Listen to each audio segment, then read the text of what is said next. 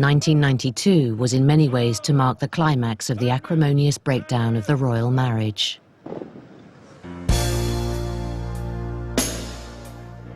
This was to be the year famously dubbed by the Queen as her Annus Horribilis.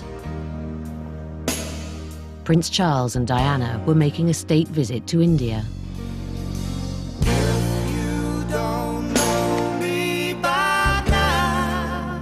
Press speculation on the state of their marriage was at fever pitch. By the time Charles and Diana went to India, they were not sharing the same room on their official tours. They were in separate rooms, and this was explained to me as, well, when they get up in the morning, she's got a lot to do and she has dresses to choose. Charles has a lot to do. Again, a reasonably valid explanation. But I think by the time we got to India, I may be wrong here, but I think they were in separate palaces.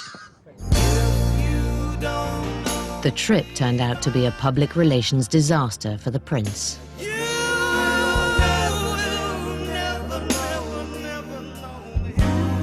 The sight of Princess Diana alone in front of the romantic Taj Mahal, a monument to love, was too good an opportunity for the press to miss, and they went to town on the symbolism. I think everybody remembers the pose of Diana in front of the Taj Mahal. I actually set that picture up. Two people can only do so much. So the game plan is that we split them. Prince of Wales had already been to the Taj Mahal. Diana hadn't. And it made sense that she went there and the Prince of Wales went to address a business conference that was likely to lead to millions of pounds worth of exports. And he went and did that in Bangalore. A wiser prince than I would have opted for a visit to the Taj Mahal, which I believe is where some, at least, of the greatest pundits of the press think I ought to be anyway, rather than making a greater fool of myself here. He was right. The barrage of publicity which greeted the princess alone at the Taj Mahal put the royal couple under further intense pressure.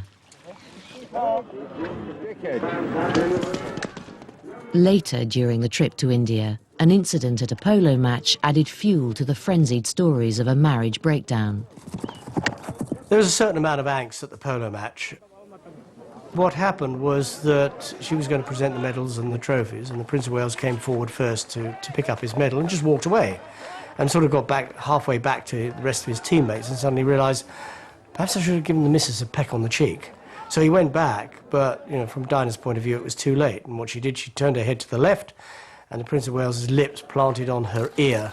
And the press had their photograph and they had their story, and camera doesn't lie. What can you say? These were all pretty obvious signs that this was a show that was no longer working. I mean, this was a train that was coming off the rails. Whatever metaphor you want to use, we were coming to a precipice. Soon afterwards, Princess Diana's father died. Prince Charles's presence at a time of intense personal grief was distressing to Princess Diana.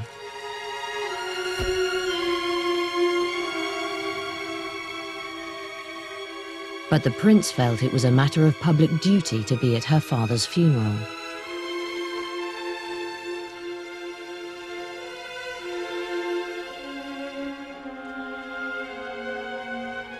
After the service, Prince Charles slipped away quietly on his own.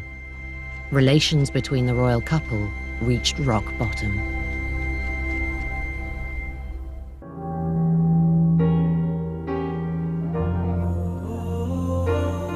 By now, it was more than a decade since the royal wedding, and probably 8 years since the real marriage had actually ended. Princess Diana couldn't stand either the pain or the publicity any longer, but she was not going to go quietly. I suspect that Diana saw that her husband's relationship with Camilla Parker Bowles was running very smoothly, was very agreeable for both of them, but saw, by contrast, that her own attempts at adultery had brought nothing but private disappointment and public criticism. And I imagine that she, in those circumstances, would readily say to herself, well, the hell with this. If we're both guilty of adultery, if I'm going to be constrained by this marriage and he is not, then I'm going to blow the whistle on it. I'm going to tell the truth about what is going on, or at least half the truth of what is going on, because whatever comes as a result can't be any worse than I'm having to endure at the moment. I think she had a strong feeling that people should know that her life was a sham. I think she wanted, perhaps cruelly, to out Charles and Camilla. I think she wanted the people on her side. I think she had this great feeling, I've got my people, and they should know. And basically, I suppose she was sort of unconsciously making her way towards taking an independent position. Princess Diana chose a very high-risk way out. For a royal, an almost unthinkable course of action. You know who is doing you know what. How am I supposed to feel? She secretly recruited a journalist to blow the story wide open. I thought our love was real. Princess Diana talked to me, I think, because she was basically at her wit's end. It's something which I didn't realise and nobody realised. They say you can't believe everything you hear. It so happened that I was someone who was sympathetic to her, knew her circle, and was not associated with any newspaper, magazine. I was basically a lone operator and therefore could be trusted. I was launched into an extraordinary world of subterfuge and collusion where the princess was being asked questions by me via a proxy, via a mutual friend who would go to Kensington Palace on his bicycle with a battered old tape recorder, go into her sitting room, munch his way through a plate of biscuits and a pot of tea, and ask her the most intimate questions about her life. And I remember the first time I listened to a tape, I mean, I was expecting some kind of story about how wonderful life was inside Kensington Palace. But I was mesmerised by the fact that she talked about her eating disorder, about her attempted suicide attempts, and this woman that very few people had heard of at the time, a lady called Camilla Parker Bowles.